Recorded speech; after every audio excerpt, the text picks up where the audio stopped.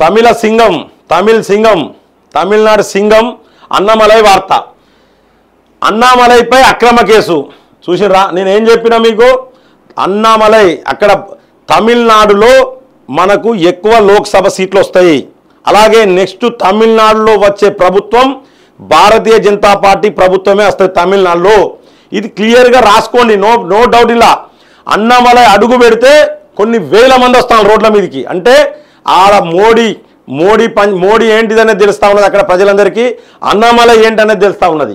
చూడండి అక్కడ అన్నామలైపై అంటే ఈ డిఎంకే వాళ్ళు అన్నామలైతో తట్టుకోలేకపోతారు. ఇక అక్రమ కేసులు స్టార్ట్ చేసారు. మన దగ్గర కేసీఆర్ స్టార్ట్ చేసినట్టు.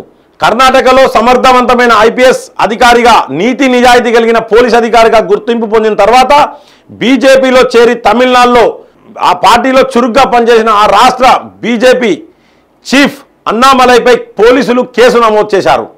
తమిళనాడు బీజేపీ చీఫ్ అన్నామలైపై తమిళనాడులోని ధర్మపురి పోలీసులు కేసు నమోదు చేయడం హాట్ టాపిక్ అయింది. అన్నామలై పైన కేసు అనేది ఒక సంచలనం అయిపోయింది. ఇప్పుడు తమిళనాడులో పెద్ద సంచలనం ఇది. అన్నామలై పైన కేసు కావడం.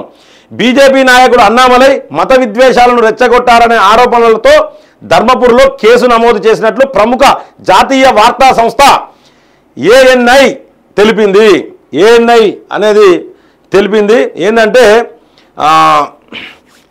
ఇదనట మత విద్వేషాలను రెచ్చగొట్టినట. మత విద్వేషాలను రెచ్చగొట్టిననే కేసు. అంటే జనవరి 8వ తేదీన పప్పిరెడ్డిపట్టి సమీపంలోని బొమ్మిడి ప్రాంతంలో చర్చిలో ప్రవేశించడానికి అన్నామలై తదితరులు ప్రయత్నించారు. ఆ సందర్భంలో అన్నామలైకి క్రైస్తవ మతానికి చెందిన యువకుల మధ్య వాగ్వేదం. ఏం లేదు, ఇక అక్కడ ఉన్న ప్రభుత్వం ఈ లొల్లులన్నీ చేయిస్తుంది, క్లియర్ కట్. చర్చిలో ప్రవేశించి మేరీ మాతకు పూలమాల వేయడానికి ప్రయత్నించిన అన్నామలైని అడ్డుకున్న ఒక వర్గం మీరు మేరీ మాతకు పూలమాలలు వేయడానికి వీలు లేదని అన్నారు. చూసిర్రా, అక్కడ ఆడగదే కదా, ఆడ కూడా గదే కదా. అదే సమయంలో అన్నామలై తన ర్యాలీ సందర్భంగా పాపిరెడ్డిపట్టిలోని సెయింట్ లూర్ద్ చర్చిలో మేరీ విగ్రహానికి పూలమాల వేయబోతుండగా తోపులాటలతో పాటు ఇరు వర్గాల మధ్యలో మాటల యుద్ధం జరిగింది. మణిపూర్ హింసాకాండను గురించి అక్కడ చర్చ జరిగింది. తర్వాత బీజేపీ లీడర్ అన్నామలైతో పాటు ఆయన బృందాన్ని చర్చిలోకి రాకుండా ఓ వర్గం యువకులు అడ్డుకున్నారు. ఆ సందర్భంలో అన్నామలై మాట్లాడుతున్న సమయంలో తీసిన వీడియో సోషల్ మీడియా. వీడియో అంటే ఏ ఉండదు, మత విద్వేషాలు ఉండదు, పాడుండదు. ఆ వీడియో నేను కూడా చూసినా. అన్నామలై చర్చిలోకి వెళ్లకుండా అడ్డుకున్న వరకు దాడికి దిగింది. అది కూడా ఆ వీడియోలో నమోదైంది. అన్నామలై కూడా చర్చిలోకి పోకుండా అడ్డుపడ్డారు. మరి పోలీసు ఏం బిక్తాంది? తమిళనాడులో పోలీసు ఏం బిక్తాంది? తమిళనాడు పోలీసు పనులు తవ్వుతారు కావచ్చు, డిఎంకేకు పనులు తవ్వుతారు పోలీసు వాళ్ళు అక్కడ. అది కూడా ఆ వీడియోలో నమోదైంది. డిఎంకే నాయకుల్లా మీరు మాట్లాడొద్దని, ఇది పబ్లిక్ ప్లేస్, నన్ను ఆపడానికి మీకు ఏ హక్కు ఉంది అంటూ అన్నామలై ఆ యువకులను కాదా పబ్లిక్ ప్లేసు ఎవరెందుకు ఆపాలి? పాకిస్తాన్ వాళ్ళం మనం ఏమన్నా? పాకిస్తాన్ వాళ్ళం ఆపడానికి పబ్లిక్ ప్లేసు మీరు ఎందుకు ఆపుతారు? డిఎంకే నాయకులు లెక్క మాట్లాడొద్దని చెప్పేసి అన్నామలై అన్నాడు. నేను 10,000 మందిని కూడగట్టి ధర్నా చేస్తే మీరేం చేస్తారు? కూడగట్టులో అవసరం లేదు, అడుగు పెడితే 10,000 మంది అక్కడ. అడుగు పెడితే సింగం, ఆయన అన్నామలై అంటే సింగమే అక్కడ అడుగు పెడితే 10,000 మంది వస్తారు, ఒకటేసారి జమకూడతారు. మీ పరిస్థితి ఏందని చెప్పేసి అన్నాడు. అంటూ అన్నామలై ఆ యువకులను ప్రశ్నించిన సమయంలో తీసిన వీడియో సోషల్ మీడియా చూసినరా. మత విద్వేషాలు అది. నేను 10,000 మందిని కూడగట్టి ధర్నా చేస్తే మీరేం చేస్తారంటే మత విద్వేషాలను రెచ్చగొట్టినట్ట.